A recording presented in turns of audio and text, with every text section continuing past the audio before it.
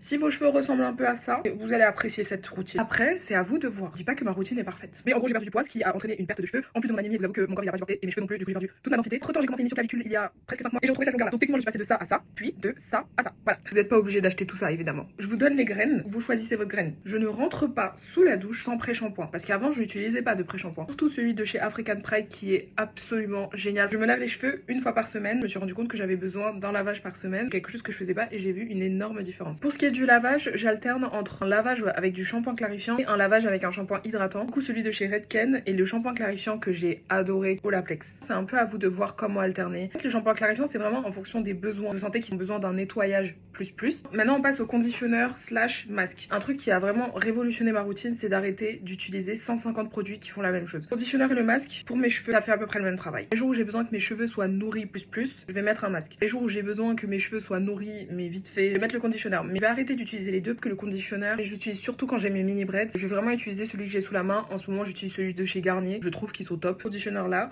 ou celui-là. Au niveau des masques, par contre, je vais mettre énormément d'importance dans les produits que je vais laisser pénétrer, donc c'est super important pour moi. Agréablement surprise par ce masque que j'ai acheté à Bali. Voilà, je sais pas si ça se trouve autre part qu'à Bali. Et aussi le masque de chez Aromazone qui s'utilise aussi en leave-in, donc assez pratique. Et celui que je suis en train de tester en ce moment qui, je pense, et un nouveau coup de cœur, le masque de chez Wella. Cheveux à faible porosité, un peu du mal à absorber les produits, à mieux faire pénétrer mes produits, que ça soit masque, pré-pou. J'utilisais directement le souffleur. On m'a un peu tapé sur les doigts en me disant que c'était super dangereux. Du coup, j'ai investi dans un masque chauffant. Et c'est vrai que ça fonctionne. Que là, j'ai l'impression que ça ouvre les cuticules ou pas l'utiliser du tout. Dans les jours où je suis vraiment occupée parce que j'ai un travail.